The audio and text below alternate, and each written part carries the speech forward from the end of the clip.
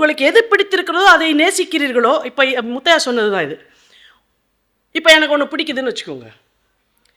இப்போ எனக்கு இது சீரியஸாக பிடிக்குதா இல்லையான்றதே எனக்கு ஃபஸ்ட்டு விஷயம். ஆனால் ரொம்ப தீவிரமாக பிடிக்குது, இது செய்யணும் அப்படின்னு நினச்சேன்னாக்க, இதை செய்யறதுக்கு முதல்ல நான் என்ன செய்யணும்?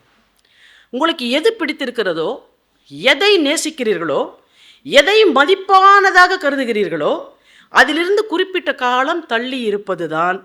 இவைகளிலிருந்து நீங்கள் விலகி இருக்கும்போது ஏற்படும் வலியின் தீவிரம் உங்கள் வாசனையின் தன்மையையும் ஆழத்தையும் சொல்லும். இப்போது ஒரு உதாரணத்துக்கு வச்சுக்கோங்க. இப்போ எனக்கு இமயமலைக்கு போகணுன்னு ஆசையாக இருக்குது. இல்லை நான் ஒரு கோர்ஸ் படிக்கணும்னு நினைக்கிறேன், இல்லை நான் ஒரு சங்கீதம் படிக்கணும்னு நினைக்கிறேன். இந்த ஆசை தீவிரமாக இருக்குது. இந்த எண்ணத்தை அப்படியே வச்சுட்டு அதை பற்றி ஒன்றும் பெருசாக நினைக்காத. இது மேலே மேலே மேலே மேலே மேலே மேலே உங்களை சேஸ் பண்ணிக்கிட்டே இருக்குன்னு வச்சுக்கோங்களேன். நீங்கள் அதுலேருந்து விலகி இருக்கும்போது ஒன்று உங்களை மீண்டும் மீண்டும் மீண்டும் துரத்தி கொண்டே இருந்தாக்க உங்கள் எண்ணம் அதில் தீவிரமாக இருக்குன்றதை நீங்கள் அதில் கண்டு கொள்ளலாம்.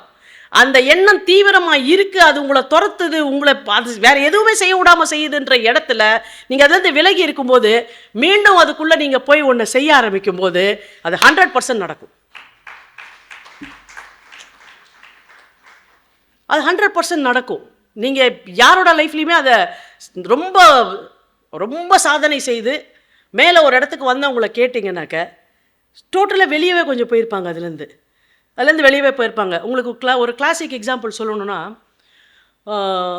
அமிதாப் பச்சன் அவர் ஒரு பீரியடில் எவ்வளோ விழுந்தாருன்னு தெரியும் உங்கள் எல்லாருக்கும். அப்போ அமெரிக்காவில் போய் அவரோட பயோகிராஃபிஸ் தயவுசெய்து படிங்க. பல பேரோட பயோகிராஃபிஸ் படிங்க. அது எப்படி இந்த கர்மாவை அவங்க ஹேண்டில் பண்ணாங்கன்றதை உங்களுக்கு ஒரு பெரிய திறப்பாக இருக்கும். இப்போ எதுவுமே இல்லை, அந்த செலிப்ரிட்டி ஸ்டேட்டஸ் எல்லாமே போயிடுச்சு. அமெரிக்காவுக்கு போகலான்னு நினைக்கிறாரு. அங்கே அவரோட ஃப்ரெண்டு சொல்ல, நான் எனக்கு ஒரு வீடு தருவேன், ஆனால் இந்தியாவில் மாதிரிலாம் அங்கே வேலைக்காரெல்லாம் கிடையாது, நீயே தான் காஃபி போட்டுக்கணும், நீயே தான் பிரெட் டோஸ்ட், பரவாயில்லன்னு அந்த 6 மாதம் போயிருக்கார். இந்த 6 மாதம் போகும்போது இந்தியாவிலேருந்து அவர் எதையெல்லாம் விட்டார்? இது வரைக்கும் அவருடைய சினிமா இல்லை, இது வரைக்கும் அவருடைய டிவி எதுவுமே கிடையாது. இப்போது எந்த வெளிச்சமும் கிடையாது. இது வரைக்கும் வெளிச்சத்திலே இருந்தவர் எந்த வெளிச்சமும் இல்லாமல் ஒரு இருட்டுக்குள்ளே இருக்கார். அவர் இருட்டுக்குள்ளே இருந்தாரா? உண்மையில் அவர் அப்போ தான் வெளிச்சத்தில் இருந்தார். என்ன வெளிச்சம்னா அவருடைய உள் ஒளி. நான் என்ன, நான் யார், ஹூஸ் திஸ் மேன் அப்படின்னு ஃபுல்லாக தன்னை ரீஇன்வென்ட் பண்ணிக்கிட்டு இது வரைக்குமான எல்லா தோல்விகளையும் நேற்றைய கதைன்னு மறந்துட்டு கவுன் பனேகா குரோர்பத்தின்னு ஒரு ப்ரோக்ராமில் திருப்பியும் தன்னை ரீஇன்வென்ட் பண்ணி இனி பண்ணாக்க அமிதாப் பச்சன் மட்டும்தான் கவுன் பனேகா குரோர்பத்தி பண்ண முடியும் அப்படின்ற அளவுக்கு அதை எஸ்டாப்ளிஷ் பண்ணுறாருல. அப்போ இது வரைக்குமான தோல்வியை அவர் தோத்துட்டேன்னு நினைக்கல, இது வரைக்குமான தோல்விக்கும் நான் தான் காரணம், இனி அந்த தோல்விகளை அகற்றி வாழப்போவதற்கும் நான் தான் காரணம். So I am the master of my own life அப்படின்றத அவர் நம்பின அந்த தருணம் தான் அமிதாப் பச்சனுடைய 2வது பிறவி.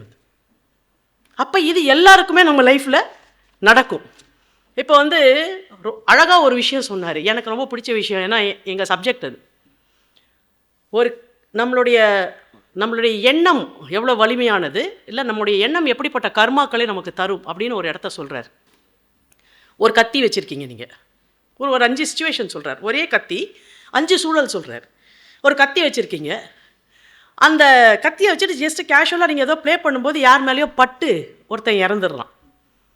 இங்கே விளையாட்டாக தான் ஒரு கத்தியை சொல்லிட்டு இருக்கும்போது யார் மேலேயோ அது ஆக்சிடென்டலாக விழுந்து அவன் இறந்துடுறான். இது முதல் சிச்சுவேஷன். 2வது, வீட்டில் கத்தியை வச்சுட்டு காய்கறி நறுக்கிட்டே இருக்கீங்க, எதிர ஒருத்தர் யாரோ வாக்குவாதம் பண்ணுறாங்க. நீங்கள் காய்கறி நறுக்க போகும்போது கத்தியை வச்சு நீங்கள் அன்றைக்கி கொலை பண்ணணுன்ற முடிவோடலாம் போகல, காய்கறி வெட்ட தான் போனீங்க. ஆனால் எதிர வாக்குவாதம் ஒன்று நடந்த உடனே டக்குன்னு அந்த கத்தியை எடுத்து கொலை பண்ணிட்டீங்க. இது 2வது சிச்சுவேஷன். 3வது, ஒரு கத்தி எடுத்து பின்னாடி சொருகிட்டு இன்றைக்கி இவனை போட்டு தள்ளாமல் வாழ்க்கை இல்லைடா நமக்குன்னு ஒருத்தனை ஃபாலோ பண்ணி தெளிவாக போய் அவனை முடிச்சுட்டு வந்துடுறீங்க. அதே கத்தி 3வது சிச்சுவேஷன். 4வது சிச்சுவேஷன், உனக்கு ரொம்ப வேண்டியவன், ஆனால் அவன் மேலே உனக்கு ஒரு வெறுப்பு இருக்குது. சார் வீட்டுக்கு சாப்பிட வாங்க சார், அவனை கூப்பிட்டு சாப்பிட சொல்லிவிட்டு அவன் சாப்பிட்டு சந்தோஷமாக இருக்கும்போது அவன் கழுத்தை அறுத்துடுறீங்க. இது 4வது சிச்சுவேஷன். 5, இந்த 4மே நீங்கள் செய்யலை.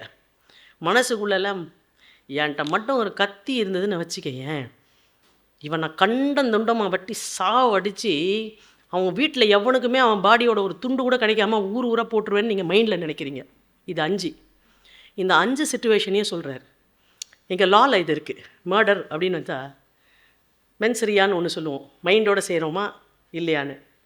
Culpable homicide amounting to murder, culpable homicide not amounting to murder, grave and sudden provocation, not armed with weapon, திடீர்னு அதை யூஸ் பண்ணிடுறாங்க. இது மாதிரி பல்வேறு சிச்சுவேஷனுக்கு ஏற்ற மாதிரி தான் தண்டனைகள் வரும். இந்த 5 சிச்சுவேஷனையும் சொல்லிவிட்டு முதல் 4 நடக்கிற மர்டர் இருக்குல்ல, அது கூட பிரச்சனை கிடையாது. எனக்கு மட்டும் ஒரு கத்தி கிடைச்சான்னு இந்த மைண்டுக்குள்ளே நீங்கள் 2-3 கொலையை ஒரே நேரத்தில் பண்ணுறீங்க பார்த்தீங்களா, அது மற்ற எல்லாத்தையும் விட அதிகமான ஒரு கர்மத்தை உங்கள் மேலே சுமத்தும் அப்படின்னு அவர் சொல்கிறார். ஏன்னா இந்த கிரைம் எங்கே எப்படி நடக்குதுன்னா, முதல்ல உங்கள் மண்டையில் ஒரு கிரைம் நடக்கும். உங்கள் மண்டையில் கிரைம் நடந்ததுக்கு அப்புறமா தான் ப்ராக்டிக்கலாகவே அந்த கிரைம் நடக்கும். அப்போ நீங்கள் மண்டையில் ஒரு கிரைமை ஜெனரேட் பண்ணிட்டீங்கன்னாக்க அங்கேயே நீங்கள் குற்றவாளி ஆயிடுறீங்க. அப்போ இந்த கர்மத்தை இதை கொலையாக நீங்கள் புரிஞ்சிக்கக்கூடாது. அவனுக்கு ப்ரமோஷன் கிடைக்கணுமா, இவனுக்கெல்லாம் ஒரு ப்ரொமோஷனா, விலகாதவன், இவனுக்கு கிடைக்கூடாது, சாவணும் இவன் அப்படின்னு நீங்கள் நினச்சிங்கன்னா கர்மா சேர்த்துக்கிறீங்க. எவனாவது என்னவாது செய்யட்டும் சார், நான் எனக்கான என் தொழிலை சரியாக செய்கிறேன், அதுக்கு என்ன கிடைச்சாலும் எனக்கு ஹாப்பி, கிடைக்காட்டியும் ஹாப்பி, நான் செஞ்சுட்டு போகிறேன், ரிசல்ட்டை பற்றி எனக்கு பிரச்சனை இல்லை, நான் செஞ்சேன்ற திருப்தி எனக்கு இருக்குது, அவ்வளோதான். அப்போ இதை நம்ம எப்படி பண்ணுறது? நம்ம சில சமயம் என்ன பண்ணுவோம், ஒருத்தனை சாவடிக்கணும் அப்படின்னு ரீவைண்ட் பண்ணிக்கிட்டே இருக்கோம்ல, இப்படிலாம் நடக்குமா லைஃப்பில் அப்படின்னா உங்களுக்கு புரிகிற மொழியில் சார், ஏன்னா கான்செப்டாகவே சொல்லிகிட்டு இருந்தோம். இதுக்கு ஒரு உதாரணம் சொல்லுங்களேன்னா, நான் போய் ஒருத்தனை காதலிக்கிறேன்னு சொன்னேன், எனக்கு அப்படிலாம் கிடையாது பாவலன்னு சொல்லிட்டான் அவன், அதோடு அதை விட்டுருணும் இல்லையா? அதே எப்படி நானே காதலிக்கிறேன், இந்த நானே அப்படின்னு அந்த ஏகாரம் மனசில் வருது இல்லையா, அங்கே வருது உன்னோட முதல் வீழ்ச்சி. நானே காதலிப்பேன், நீ என்ன காதலிக்க மாட்டியா, நீ யாரை கல்யாணம் பண்ணுறேன்னு பார்க்குறேன்னு ஒரு மைண்டு கிளம்புது. இப்போ அவன் வேற ஒருத்தையும் கல்யாணம் பண்ணிட்டான், அந்த சீடியும் கிடச்சிருச்சு. அந்த சீடியை வீட்டில் போட்டு ஒரு ரூமில் கதவை சாத்திக்கிட்டு திரும்ப திரும்ப திரும்ப திரும்ப திரும்ப திரும்ப திரும்ப திரும்ப அந்த கல்யாண சீனை பாட்டி எட்டி உதச்சிக்கிட்டு ரூமுக்குள்ளேயே ஒரு மென்டல் மாதிரி சுற்றுற பற்றியா, அதுதான் நீலாம்பரி. இப்போ நீ புறப்பட்டது எங்கே? உனக்கு காதல் முக்கியம் இல்லை, பொசஷன் முக்கியம்.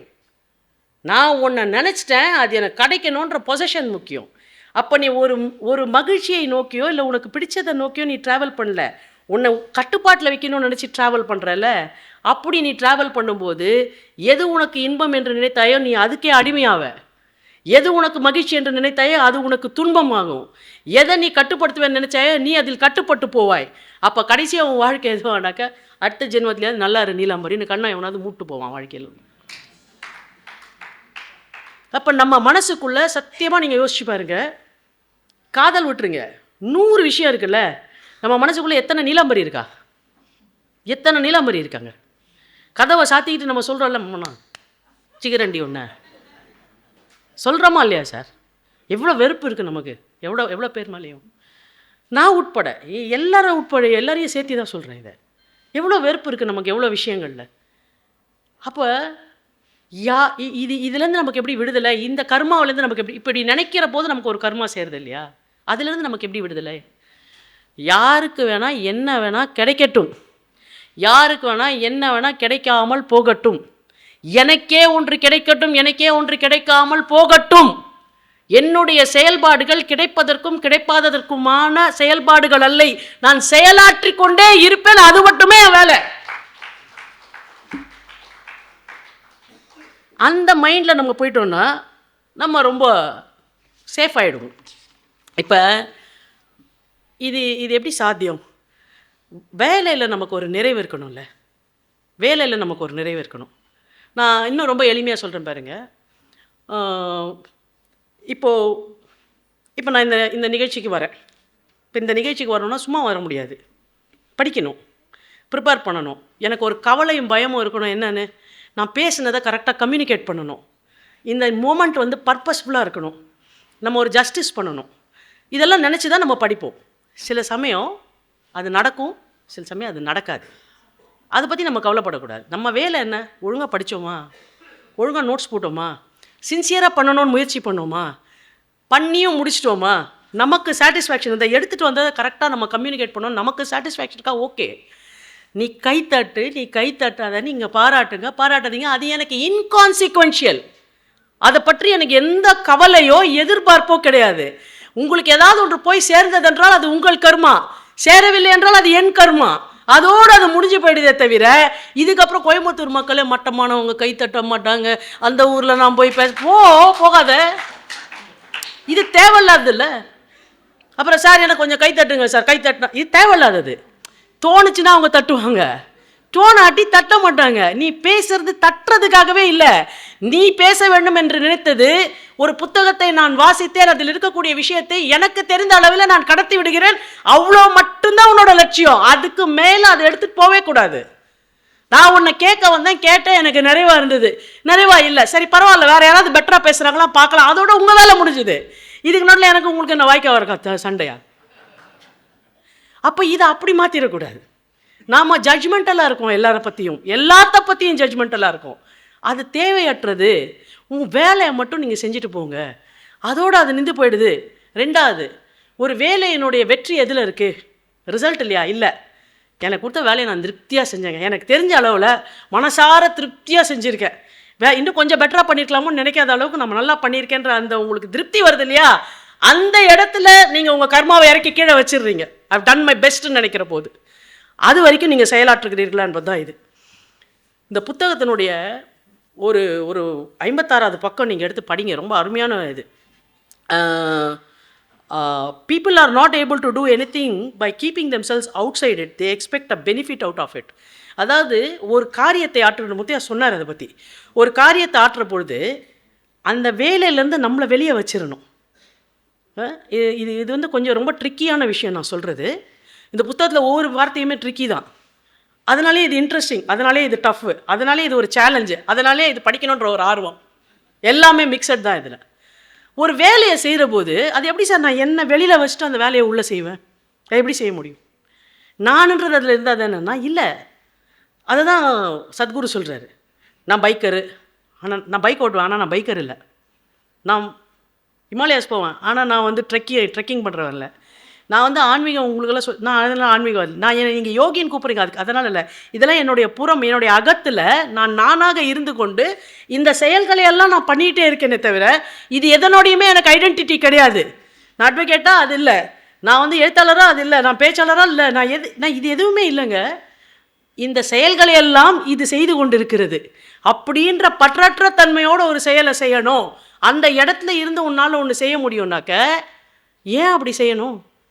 அப்போத்தான் நான் செய்கிற காரியத்திற்கு பெனிஃபிட் என்னன்னு நான் கால்குலேட் பண்ணாமல் என்னால் பண்ண முடியும். உள்ளே போய் இன்வால்வ் ஆகிட்டேன்னாக்க 5 ரூபா போட்டேன் 10 ரூபா வருமான்ற கதையா, நான் இவ்வளோ செஞ்சேன் எனக்கு எவ்வளோ வரும் அப்படின்ற இடத்துக்குள்ளே அது போயிடுச்சுனாக்க காரியத்திலிருந்து மனம் விலகி அதனுடைய விளைவுகளுக்கு என்னுடைய மனம் நகர்ந்து சென்று விடுகிறது. விளைவை நோக்கி என் மனம் நகர்ந்து சென்றவுடன் காரியத்தில் என்னுடைய முழுமை கெட்டு போய் விடுகிறது. காரியத்தில் முழுமை கெட்டு போய்விட்டால் விளைவுகள் நான் எதிர்பார்த்த மாதிரி வராது. அப்போ எனக்கு மொத்த காரியத்தின் மேலே வெறுப்பு வரும், கடைசியாக எம் மேலே வெறுப்பு வரும், எம் மேலே வெறுப்பு வந்தோடனே உங்கள் மேலே வெறுப்பு வரும், இப்போ மொத்தமாக கர்மா சேரும். அப்போ ஒரு காரியத்தை நிகழ்த்துகின்ற பொழுது நான் அதுக்கு வெளியில் இருந்துக்கிட்டு நம்ம பண்ணணும். இன்னும் எளிமையாக சொல்லுங்கள், இது கொஞ்சம் டஃப்பாக இருக்குது அப்படின்னீங்கன்னா எப்படி சொல்கிறேன்? நம்மளாம் சின்ன வயசில் ஓரளவுக்கு எல்லோரும் ஒரு ஏஜில் இருக்கோம்னு நினைக்கிறேன். சின்ன வயசில் ஃப்ரெண்ட்ஸ் வீட்டுக்கு போவோம், எதனா எதிர்பார்த்து போயிருக்கோம், சும்மா போய் ஓன்னு கத்திட்டு பேசிட்டு ஓடி வந்துடுவோம், அதுதான் முடிஞ்சு போச்சு. அப்புறம் அப்பா அம்மாவுக்கு வந்து சொந்தக்காரங்க வீட்டுக்கு கூப்பிட்டு போவாங்க. அதிகபட்சம் நம்ம ஆசை என்ன, சொந்தக்காரங்க வீட்டுக்கு போனால் டிஃபன் கொடுப்பாங்க, அவ்வளோ மட்டும்தான் ஜாலி. நீங்கள் டிஃபனு நம்ம வீட்டில் ரெகுலர் டிஃபனு, அவங்க வீட்டில் ஜாலியாக இருக்கும், இவ்வளோ மட்டும்தான். அதுக்கு மேலே பெரிய எதிர்பார்ப்போ பெரிய டிசைன்லாம் கிடையாது. அதையும் தாண்டி எல்லா ஃப்ரெண்ட்ஸும் சேர்ந்து கொஞ்சம் வளர்ந்த வயசில் காலேஜ் ஸ்கூல்லலாம் போய் பேசுவோம். என்ன பேசுவோம்? சும்மா அர்த்தமற்ற பேச்சுக்கள், ஸ்வீட் நத்திங்ஸ் பேசணும். இன்றைய இளைஞர்கள்கிட்ட நீங்கள் யாரையாவது அவங்கள பார்க்கணுன்ற சந்தோஷம், for the sheer love of meeting. நேற்று நானும் முத்தையாவும் ஒரு 2 மணி நேரம் பேசிகிட்டு இருந்தோம். அந்த 2 மணி நேரம் நாங்கள் என்ன பேசினோன்னா, நாங்கள் காலேஜ் டேஸ் படிக்கும்போதும் அதுக்கப்புறமாவும் எங்களுக்கு இருந்த சீனியர் ஸ்பீக்கர்ஸ், இலக்கியவாதிகள், அவங்க எப்படியெல்லாம் மேடையில் பேசினாங்க, என்னெல்லாம் நாங்கள் அனுபவிச்சோன்ற அந்த ஸ்வீட்னஸை பற்றி மட்டும்தான் பேசணும். இதெல்லாம் பேசி நல்லா முத்தையாட்ட நாளை மத்தாந்து ஒரு மீட்டிங் வாங்கணும் அப்படின்ற சத்தியமாக என்கிட்ட எனக்கு அஜெண்டா கிடையாது. என்கிட்ட அஜெண்டா இருந்தாலும் முத்தையா அதெல்லாம் கண்டுக்கவே மாட்டார். கிளியர். ஸோ அஜெண்டா இல்லாமல் பேசுறதுன்றது எங்கள் தலைமுறையோட முடிஞ்சு போச்சு. இப்போ எவன்கிட்ட பேசினாலுமே உன்ட்ட 5 நிமிஷம் பேசினா எனக்கு என்ன கிடைக்கும்? நான் பெரியப்பா வீட்டுக்கு போனால் எனக்கு என்ன கிடைக்கும்? சித்தப்பா எங்கள் வீட்டுக்கு வந்தால் எனக்கு என்ன கிடைக்கும்? சித்தப்பா பெரியப்பா வீட்டுக்கு போனாக்க அங்கே போகிறதுனால எனக்கு என்ன கிடைக்கும்? ஃபோன் பேசினா எனக்கு என்ன கிடைக்கும்? ஃபோன் பேசாட்டி எனக்கு என்ன கிடைக்கும்? உன்னை வீட்டுக்கு என்டர்டெயின் பண்ணி காஃபி போட்டு கொடுத்தா எனக்கு கிடைக்கும். நான் உங்கள் வீட்டுக்கு வந்து காஃபி சாப்பிட்டா நீ எனக்கு என்ன செஞ்சு தருவேன்? இப்போ எல்லாமே ஒரு பயன் நோக்கியதாக இருக்கு இல்லையா? இந்த பயன் நோக்கியதான நம்முடைய செயல்பாடுகளால் என்ன ஆகிப்போச்சுன்னாக்க ரிலேஷன்ஷிப்புன்றது நெட்வொர்க்குன்றான் சார், வெக்கமே இல்லாமல். I'm connecting, I'm networking with பீப்புள்ன்றான். நெட்வொர்க்கெல்லாம் நீ யார் கூடயும் பண்ண முடியாது தம்பி. மனசுக்கும் நெட்வொர்க்கிங் இல்லைனாக்க, அஜெண்டா போட்டு நீ செய்தியானாக்க, அந்த காரியம் முடியும் போது டப்புன்னு உன்னை வெட்டி தூக்கி போட்டு உன்னை விட பெட்டர் காரியம் பண்ணுவாங்க ஒருத்தனை தூக்கி வச்சுக்குவான். அப்போ நீ என்ன நினைப்ப? நல்லா இருப்பேடா நீ, நேற்று வரைக்கும் என் கூட பேசிட்டு இருந்தேன், நீ அவனை சபிப்பதனால உனக்கு கர்மா தான் வரும். அப்போ அஜெண்டாஸ் இல்லாமல் முதல்ல மக்களை சந்திப்பதற்கு நீங்கள் கற்றுக்கொள்ளுங்கள்.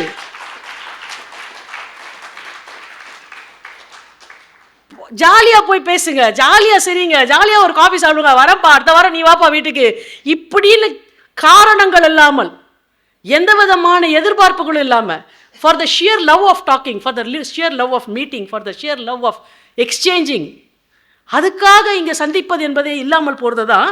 அவர் ரொம்ப அழகாக சொல்கிறார். அஜெண்டாஸ் இருக்குது நமக்கு.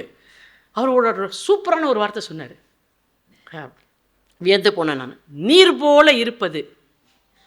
நீர் போல் இருப்பதுன்னா என்னங்க?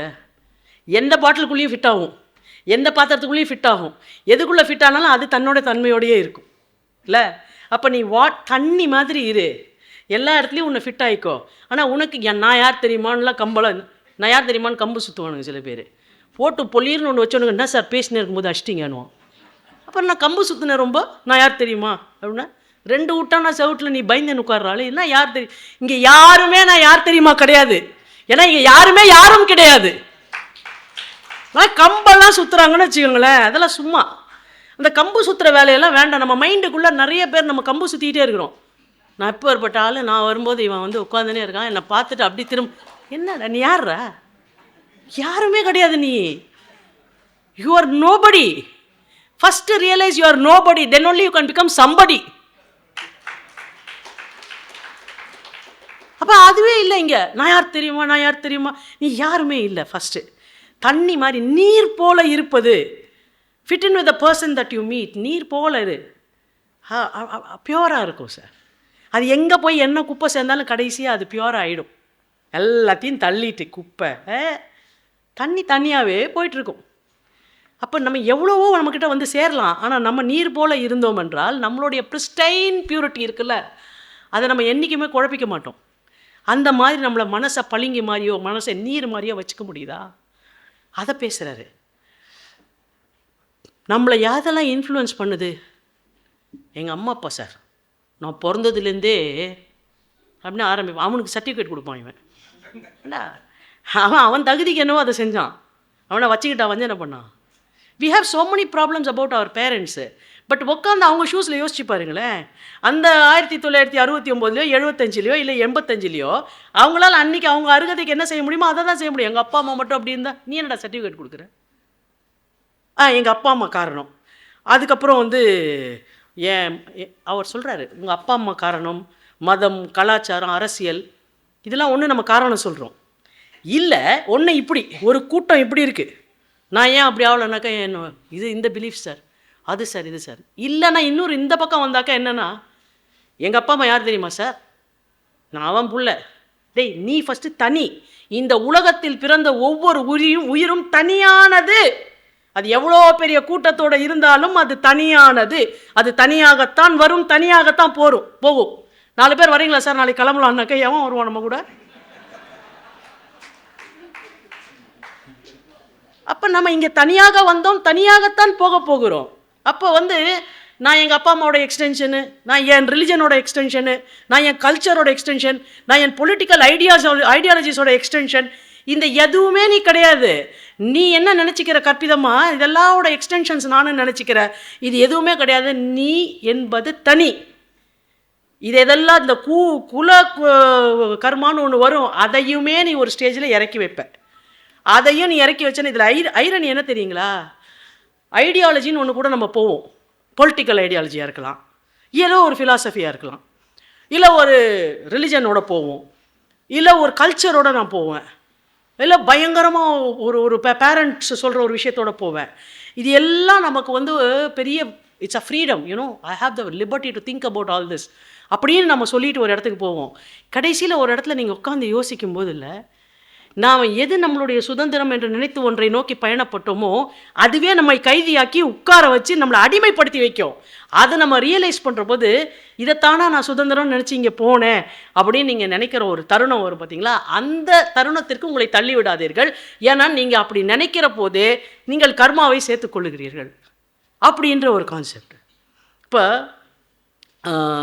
வாசனை போக்குகளிலிருந்து புத்திசாலித்தனத்திற்கு பயணிப்பதற்கு பதிலாக, கட்டாயங்களிலிருந்து விழிப்புணர்வுக்கு முன்னேறுவதற்கு பதிலாக நீங்கள் அடிமைப்படுவதற்கு உங்களை பயணப்படுத்தி கொண்டிருக்கிறீர்கள்.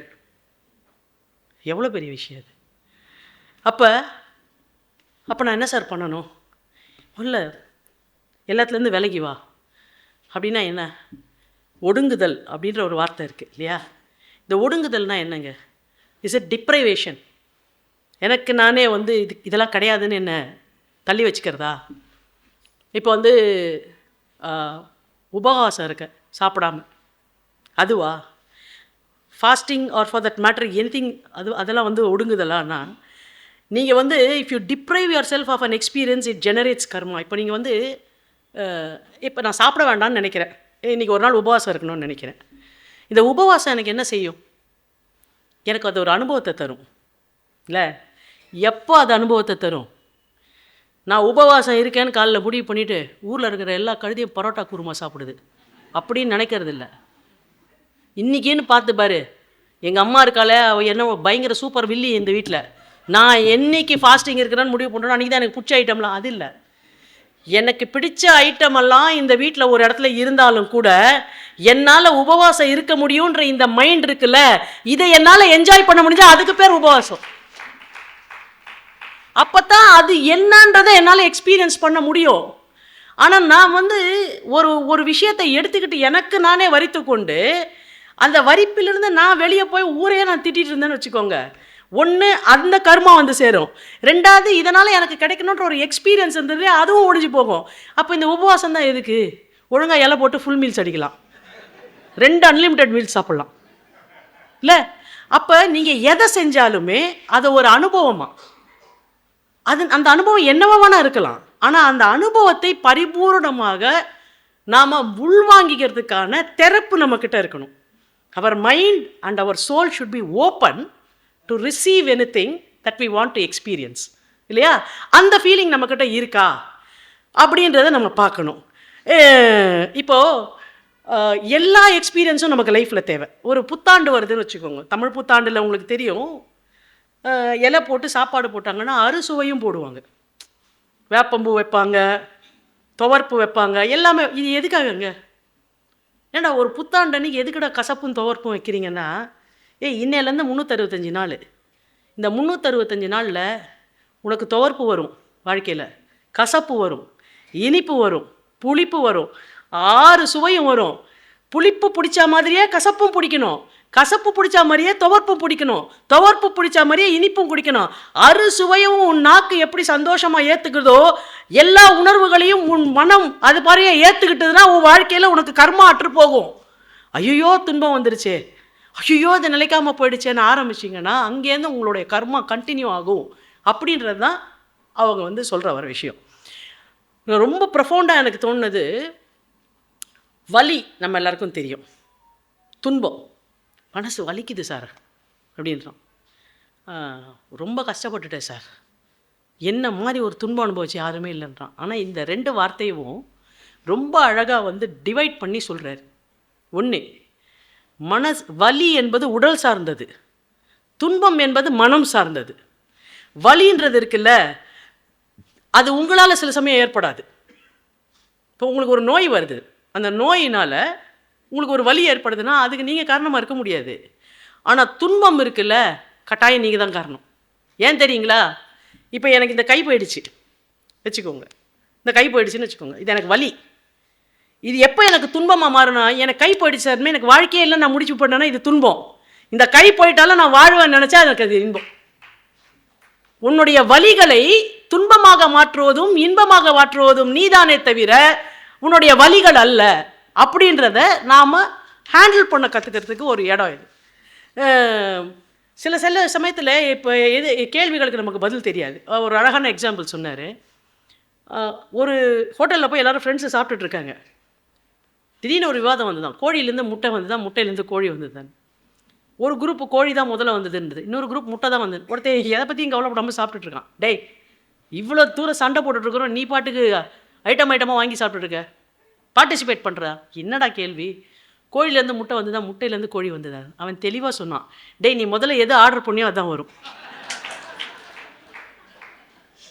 அப்போ நம்ம வாழ்க்கையிலையும் இதுவா அதுவான்னு கேட்காம நாம் எதை முதல்ல ஆர்டர் பண்ணுறோமோ அதுதான் நம்ம டேபிளுக்கு வரும். So choices with menu card உங்ககிட்ட இருக்குது, சூஸ் பண்ணுங்கள், அதை ஆர்டர் பண்ணுங்க, அதுதான் உங்கள் டேபிளுக்கு வரும். இப்போ செயல் கர்மா தான், செயலின்மை கூட கர்மா தான். ஓகே, எப்படிங்க மறுபடியும் சுற்றுது அப்படின்னு நினச்சிங்கன்னா சிம்பிள், ஈஸியாக ஒரு எக்ஸாம்பிள் சொல்கிறேன். ஒரு பிரிட்ஜ் இருக்குதுன்னு வச்சுக்கோங்க, ஸ்லோப் இருக்குது மேலே, ரைட்டா? இப்போ நம்ம ஏறுறோம், சைக்கிளில் போகிறோம்னு நினச்சிக்கோங்க, நல்லா மிதிச்சாதான் மேலே போக முடியும். மேலே சமத்தளம், இந்த மிதிச்சதை இந்த சைக்கிள் சுற்றும், சைக்கிள் ஓட்டியிருந்தீங்கன்னா உங்களுக்கு தெரியும், இது சுற்றும் இல்லை, ஓரளவுக்கு சுமாராக சுற்றினா போதும். இப்போ கீழே போகும்போது நீங்கள் பெடலே பண்ணக்கூடாது. உங்கள் கவனம் எதில் இருக்கணும்னா ஹேண்டில் பார் கரெக்டாக இருக்கணும், பிரேக் பிடிக்க வேணாம். நீங்கள் ஹேண்டில் பாரில் தெளிவாக இருந்தீங்கன்னா உங்கள் பாடியினுடைய அந்த இதில் நீங்கள் கரெக்டாக இருந்தீங்கன்னா நீங்கள் பிரேக் பிடிக்க வேண்டியதே இல்லை. க்ளீனாக நீங்கள் உங்கள் ஹேண்டில் பாரை பிடிச்சிட்டு போனீங்கன்னா ஒரு பெடல் கூட பண்ணாமல் மேலேருந்து சர்றன்னு அது கீழே வரைக்கும் ஒன்று எடுத்து விட்டுரும். இப்போ ஏறும்போது நீங்கள் என்ன பண்ணீங்க? பெடல் பண்ணீங்க, ஆக்ஷன். மேலே நடக்கும்போது என்ன பண்ணீங்க? பெடல் சுமாராக பண்ணீங்க, ஆக்ஷன். கீழே வரும்போது என்ன பண்ணீங்க? பெடலே பண்ணல. பெடலே பண்ணாதது ஆக்ஷனா இன்ஆக்ஷனா? Inaction is the action there. நீங்கள் செயல்படாமல் இருந்தது தான் நீங்கள் செயல்பட்டது அந்த இடத்துல. அப்போ லைஃப்பில் எப்போ பார்த்தாலுமே நான் ஆக்ட் பண்ணுவேன்னு நினைக்காதீங்க. சில இடத்துல நீங்கள் செயல்பட வேண்டும், சில இடத்தில் நீங்கள் செயல்படாமல் இருப்பது தான் நீங்கள் செய்யக்கூடிய செயல். ஆனால் நாம் என்ன நினச்சிக்கிறோம், எப்போ பார்த்தாலும் நம்ம ஆக்ஷனில் இருக்கணும்னு. அப்போ இதுவும் கர்மா தான், அதுவும் கர்மா தான். எங்கே எதை நம்ம செய்யணும் அப்படின்றதுல நமக்கு ஒரு கிளாரிட்டி இருக்கணும். இப்போ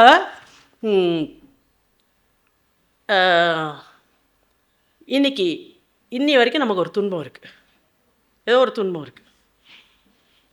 இதை கண்டினியூ பண்ண போகிறோமா இல்லை இது வேண்டான்னு நினைக்க போகிறோமா? இது யார் கையில் இருக்குது? நம்ம கையில் இருக்குது. இதை கண்டினியூ பண்ண வேண்டான்னு நினச்சோன்னா பாஸ்டில் எல்லாம் போயிடுச்சு. இப்போ நீங்கள் 50 லட்ச ரூபா வச்சுருந்தீங்க சார், விட்டுட்டீங்க, ஏதோ ஒரு பிஸ்னஸில் ஏதோ ஒன்று நடந்துருச்சு, திருடிட்டு போயிட்டான், இல்லை பிஸ்னஸில் விட்டு ஏதோ ஒன்று நடந்துருச்சு.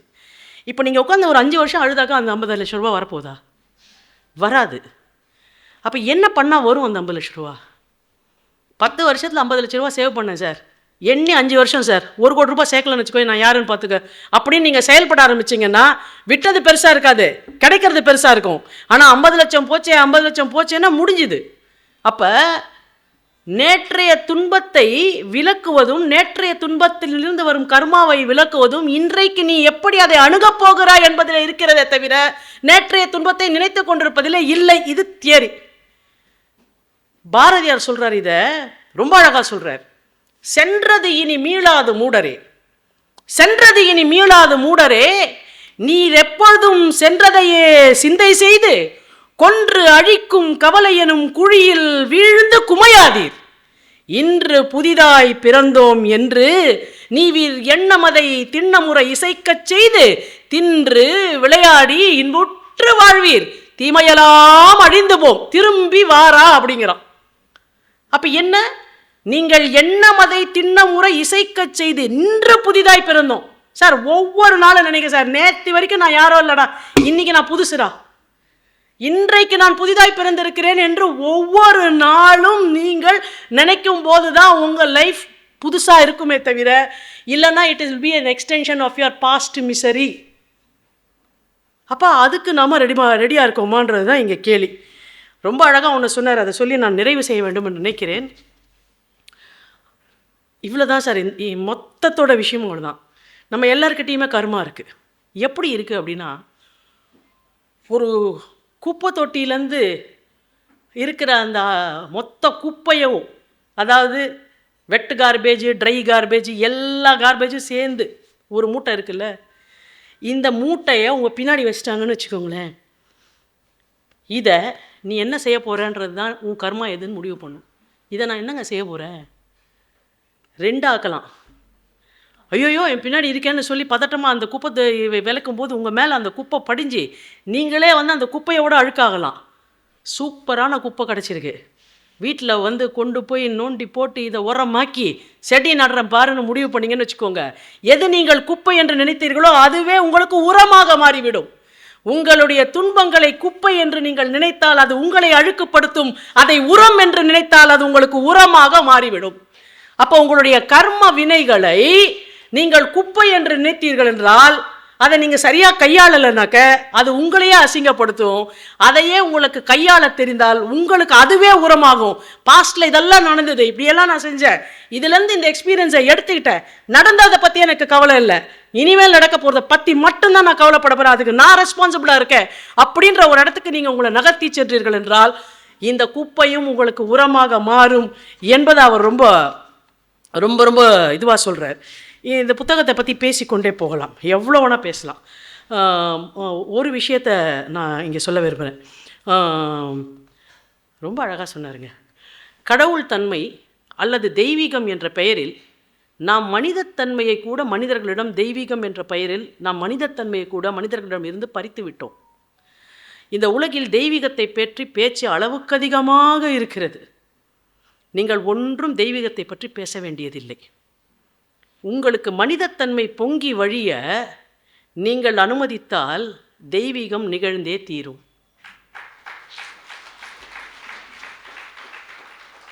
வள்ளுவத்திட்ட போனாக்க வையத்துள் வாழ்வாங்கு வாழ்வான் வானுரையும் தெய்வத்துள் வைக்கப்படும். முடிஞ்சுதுங்களா? அப்போ இந்த வையத்துள் வாழ்வாங்கு வாழ்வது என்றால் என்னங்க? என்னை மாதிரி முத்தையா மாதிரியான எங்கள் தலைமுறை பேச்சாளர்களுக்கு கண்ணதாசனோ பாரதியவோ விட்டுட்டு எங்களால் பேசவே முடியாது. ஏன்னா நீங்கள் பழைய, நீங்கள் ரொம்ப ஏஜில் இருக்கவங்களுக்கு தெரியும், இருமலர்கள்னு முன்னாடி ஒரு படம் வந்தது, சிவாஜியும். அப்போ ஆமாம், அவனுக்கு காதலியா இல்லை மனைவி குழந்தையான்னு ஒரு பெரிய தடுமாற்றம் வரும். நான் நம்ம போகலாம் அப்படின்ற உடனே அவள் கேட்பா, சரிங்க இப்போ நான் சொல்கிறேன் உங்கள் கூட, நான் வரேன், நீ வீட்டை விட்டுட்டு உங்கள் மனைவி உன் குழந்தைக்கு இந்த விட்டுட்டு வந்துடுவீங்களா அப்படின்னு கேட்ட உடனே அவன் சொல்லுவான், அது எப்படி, நான் என் மனைவி என் குழந்தை 3 பேரும் ஒன்றோடு ஒன்று பிடி தெரியுது இல்லடா, அப்புறம் ஏன்டா காதலி பின்னாடி வர, போய் உன் வாழ்க்கையை வாழுன்னு அனுப்பி வைப்பா. அந்த மாதிரி பாரதியும் கண்ணதாசனும்லாம் எங்களோட அப்படியே எங்களுக்குள்ளே கரைஞ்சிட்டவங்க. அவங்கள தாண்டி எங்களால் சில சிந்தனைகளை பேச முடியாது. இப்போ கண்ணதாசன் உங்கள் எல்லாருக்கும் தெரியும், நான் நிரந்தரமானவன், அழிவதில்லை, எந்த நிலையிலும் எனக்கு மரணம் இல்லை. அதை நம்பினான் அவன். இனி வரைக்கும் அவன் செத்துட்டானாங்க, இருக்கான்ல. ஏன்? Because he believed it. இந்த மாதிரி பிலீவ் பண்ண ஒருத்தரை அவன் சொன்ன வாசகங்களை மட்டும் நான் உங்களுக்கு வாசித்து என்னுடைய உரையை நிறைவு செய்கிறேன். என்றால் இந்த கர்மான்ற புத்தகத்தை எடுத்து இது நிறைவு செய்கிறேன்னாக்க இந்த அளவில் நிறைவு செய்கிறேன்னு சொல்கிறது சரியாக இருக்கும். ஏன்னா இதை பற்றி பேசணுன்னா நிஜமாக ஒரு 7-8 ஹவர்ஸ் ஆகும். நான் சொன்னது அதுதான், ஒரு ஆளால் பேச முடியாது. இல்லை ஒரு ஆள் 3 இன்டர்வல் விட்டு பேசணும், பழைய படம் மாதிரி. இல்லைன்னா 3 ஆளை போட்டு 3 ஆளை வச்சு பேச வைக்கணும். அப்போ இந்த அளவில் இதை நிறைவு செய்ய வேண்டும் என்றால் இந்த புத்தகத்தை எடுத்து நான் முதல்ல வாசித்து ஒரு ஃபியூ பேஜஸ் படிக்கும்போதே என் மனசில் ஃப்ளாஷ் ஆனது, அட நான் நிரந்தரமானவன், அழிவதில்லை, எந்த நிலையிலும் எனக்கு மரணம் இல்லை. எப்போது என் கர்மாவை என்னால் கரெக்டாக ஹேண்டில் பண்ண முடிஞ்சா அவ்வளோதானே. இதை கண்ணதாசன் சொன்னான். கண்ணதாசனுக்கு முன்னால் பாரதி சொன்னான். பாரதி சொன்ன அந்த வாசகங்களை மட்டும் வாசித்து நான் என்னுடைய உரையை நிறைவு செய்ய ஆசைப்படுகிறேன். நான் நிரந்தரமானவன் கண்ணதாசன் சொன்னதை பாரதி நான் அமரன்னு தொடங்குறேன் சார். என்ன ப்ரொஃபவுண்டாக எழுதியிருக்கார் பாருங்கள். ஒவ்வொரு வரியும் இந்த ஒரு கவிதையை மட்டும் இந்த ஒரு ஸ்கிரிப்ட் பாரதியாரதை மட்டும் நம்ம படிச்சிட்டோன்னாக்க, புரிஞ்சுக்கிட்டோன்னாக்க, நம்ம இந்த கர்மான்ற புக்கை ஈஸியாக படிச்சுட்டு போயிடலாம், ரொம்ப ஈஸியாக படிச்சுட்டு போயிடலாம். பாரதி சொல்கிறான், நான் அமரன், எனக்கு சாவு கிடையாது. நாழிகைகள் கழிக, நாட்கள் ஒழிக, பருவங்கள் மாறுக, ஆண்டுகள் செல்க, நான் மாறுபட மாட்டேன். நான் எக்காலமும் உறுதியாகவும் ஸ்திரமாகவும் இருப்பேன். என்றும் உயிர் வாழ்வேன். எப்போதும் சத்தியமாவேன். எப்போதும் கழித்திருப்பேன். யாரு? சோத்துக்கு இல்லாதவன் சொல்கிறான். எப்போதும் கழித்திருப்பேன். அடுத்த நிமிஷம் அவனுக்கு என்ன நடக்கும் தெரியாது. நான் எப்போதும் கழித்திருப்பேன். இதையெல்லாம் நான் உறுதியாக தெரிந்து கொண்டேன். இதெல்லாம் உண்மை என்று அறிவேன். அடுத்த வரி சொல்கிறான் பாருங்க, நான் கடவுள், ஆதலால் சாக மாட்டேன். தெய்வம் என்னுள் எப்போதும் வந்து பொழிந்து கொண்டிருக்கும்படி என்னை திறந்து வைத்திருக்கிறேன். ஏண்டா நீவன் போன சென்டென்ஸில் நான் கடவுள்னல்ல, அப்புறம் தெய்வம் எப்பொழுதும் வந்து என்னுள் பொழிந்து கொண்டிருக்க என்னை திறந்து வைத்திருக்கிறேன் அடுத்த வரி எழுதுறியே ஏன்னு நம்ம முந்திரி கொட்ட மாதிரி கேட்போம். அடுத்த வரி பதில் சொல்கிறான், அதாவது யான் என்னுள் வீழும்படி எப்போதும் திறந்து நிற்கிறேன். ஏன்னா அவன் தானே தெய்வம், நானே எனக்குள்ளே விழற மாதிரி நான் என்னை எப்போதும் திறந்து வைத்திருக்கிறேன். என்னுள்ளே கடவுள் நிரம்பி இருக்கிறான். அதாவது என்னுள் யான் நிரம்பி கிடக்கிறேன். என் நாடியில் அமிர்தம் ததும்பி பாய்கிறது. அதனால் என் ரத்தம் வேகமும் தூய்மையும் உடையதாய் இருக்கிறது. அதனால் என்னுள் வீரியம் பொங்கிக் கொண்டிருக்கிறது. நான் எப்போதும் வீரியம் உடையேன், ஜாகிரதையுடையேன். எப்போதும் தொழில் செய்வேன், எப்போதும் காதல் செய்வேன். அதனால் சாதல் இல்லேன். நான் இத்தனை ஆனந்தத்துள் மூழ்கி கிடக்குமாறு என்னே? நான் தேவனாதலால் நான் தீராத இளமை சார்ந்தேன். என்றும் எப்போதும் நித்தியமான கால முழுமையிலும் தீராத மாறாத இளமையுடையோன். மூட மனிதர்கள் தீர்காயுள் வேண்டுகின்றனர். நான் அதனை வேண்டேன். ஏனென்றால் இவர்கள் எய்தும் நீண்ட வயது துன்பமாகிறதே அன்றி வேறில்லை. நான் சதா காலம் துன்பமின்றி வாழும் வாழ்க்கையை விரும்புகின்றேன். அதனை நான் எய்திவிட்டேன். தீராத கவலை பொதிந்த சாதாரண மனித வாழ்க்கை சற்று நீடிப்பினால் என்ன பயன் தரும்? நான் கவலையை ஒழித்தேன், ஆதலால் எப்போதும் வாழ்வேன். ஆதலால் கவலையை விட்டேன். உங்களுக்கு புரியுதுங்களா விஷயம்னு நான் சொன்னேன்ல, நான் கவலையை விட்டேன், ஆதலால் எப்பொழுதும் வாழ்வேன். ஆதலால் கவலையை விட்டேன். கவலையாலும் பயத்தாலும் மரணம் உண்டாகிறது. கவலையும் பயமும் பகைவர். நான் அப்பகைவரை வென்று தீர்த்தேன். ஆதலால் மரணத்தை வென்றேன். நான் அமரன். கர்மாவை எப்படி கையாள தெரியும் என்று நீங்கள் கற்றுக்கொண்டால் நீங்கள் அமரர்களாகும் முயற்சிக்கு இந்த நூலை நீங்கள் வாசிப்பது உங்களுக்கு பெரும்பயனாக இருக்கும் என்பதை சொல்லி இந்த நல்ல வாய்ப்பை எனக்கு நல்கிய அனைவருக்கும் நன்றி பாராட்டி விடைபெறுகிறேன். வணக்கம்.